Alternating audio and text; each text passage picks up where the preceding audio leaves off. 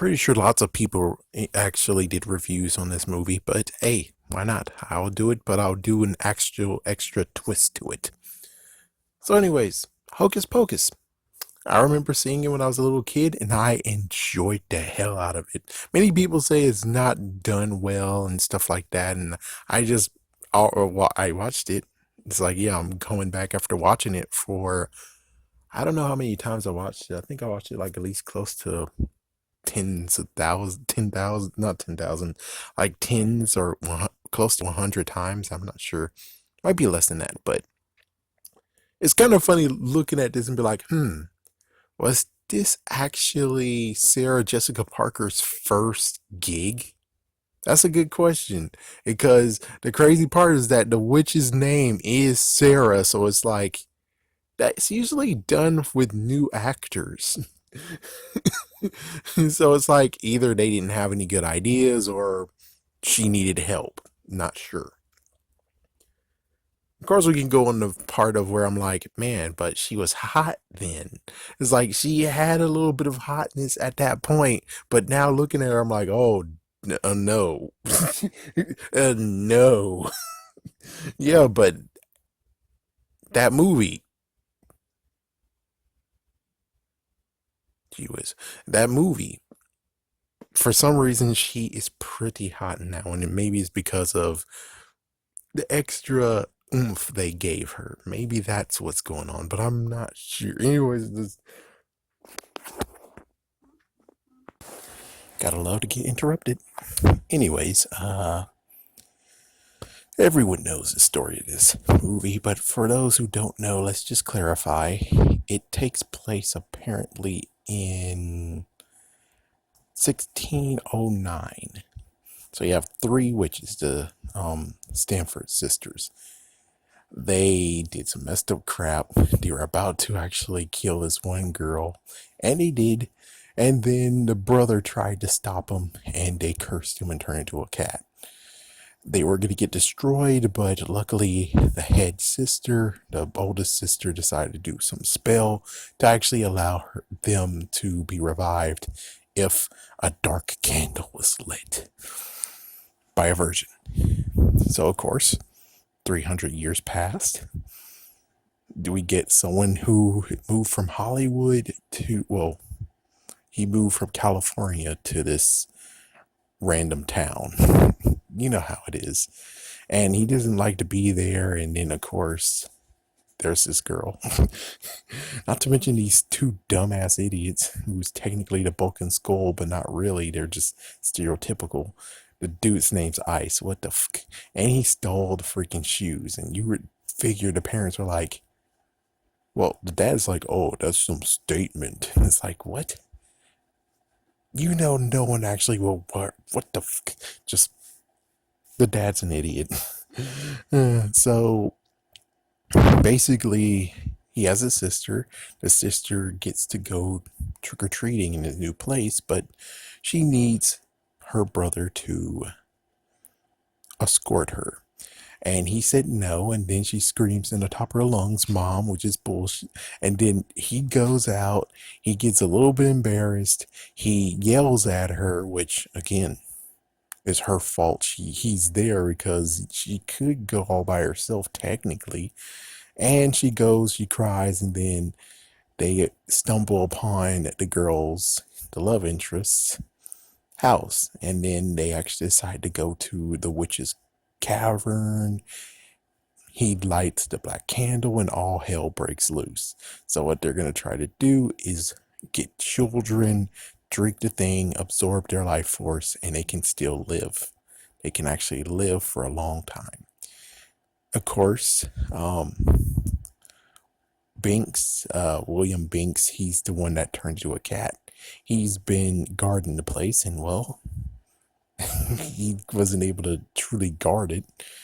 So anyways, yeah, just the crazy hijinks of the sisters in this 300 world, 300 years later. And of course, some crazy hijinks. And he tries to tell the adults are completely stupid. And they get screwed over like the ones in freaking Power Rangers, the movie. But instead of the ooze, they actually listen to the song and they're dancing all night long. What the That's gonna suck for them. I wonder if they actually know that they got screwed over, and as soon as they get home, it's like as if they actually were drunk and are like, "Whoa, man, what the Because they're dancing there from midnight, 11, all the way to like 7 a.m. It's like, damn, that sucks. And I'm pretty sure they don't have a clue. They just kept on dancing, so they're completely all stupid. And then there's one dude who was dressed up as a police officer. He tried to tell him what it is, and the dude should have just said he wasn't a cop. Instead, he's a dumbass and just being a stupid piece of trash. Like, what the frick? So basically, let's see. They did try to destroy the witches, but they turned to a green mist. They were able to reconstitute themselves, and then after that, it, it's just a fun movie to watch. It really is. And all the way to the end, it's just so enjoyable. And as soon as it ends, it's like you hate it's over. But of course, that's me. Everyone else actually is like, it's lackluster. It's not really done well. Nah. And I'm like, it's decent, man. It's like, look at the freaking thing. It's like the critics are like, oh, 37%. But when it comes to the audience and everyone else, 71%. So, and of course, I bet it's most likely because of cult following and stuff like that. And I might be part of it. And you're like, oh, well, there's a freaking place for you in Spirited Halloween. Yes, it freaking is. Holy frick, they got glasses and stuff. That's freaking awesome.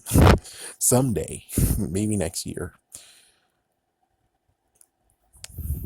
Now the thing that people don't want to, it's not going to talk about, but I will. Rumors of a sequel. And that was just been echoing around. It started in 2015, I think, maybe in 16. And true for the matter is, it's not exactly true, but apparently during this time of recording it, something might be rolling. But I'm like, yeah, but it ended to the fact of all of them bursting to dust. It's like everyone burst into dust, even the head one that went to turned to a statue, then she burst into dust. So it's like they're all gone. The only thing is there is just the freaking book. And I'm like, that could work. It's like, I guess that could work if someone's stupid enough to actually open a book and use it. I guess that could work. I sadly could say that there could be a sequel, but the thing is that can the book actually bring them back after all that time that passed? I don't know.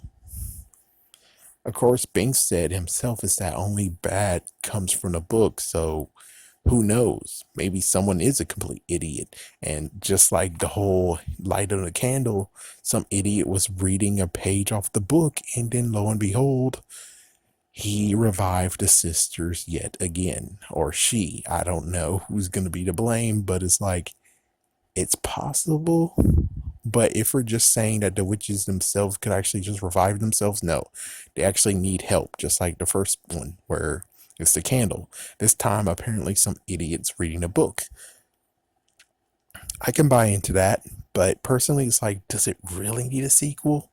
The answer is not really. And someone actually came up with the idea of, well, we could actually talk about the stuff that happened before the movie. So basically, prequel crap. No, I really don't really care about the prequel crap. No. But thinking about it now is the fact that the book could be the thing that makes the sequel. Oh, it sucks that they didn't think about it beforehand. So, yeah. I think it's fine the way it is. But believe it or not, Sarah Jessica Parker is kind of like, I'm game if you guys are game. Oh, man. But yeah, I would say if you haven't watched the movie, definitely watch it. I wasn't fortunate enough to see it in theaters. I was a 3-year-old and I moved. Yeah, just a 3-year-old. I have no idea when it was released. Hopefully I'll have wordings of what's the possibility of me seeing it in theaters, which I kind of doubt I would have been able to. But yeah, if you didn't see it before, you should. Freeform always shows it. And you can see it almost anywhere. Heck, I think you're able to buy it for like $3 to $5 DVD wise. So there's no real excuse why you can't watch it.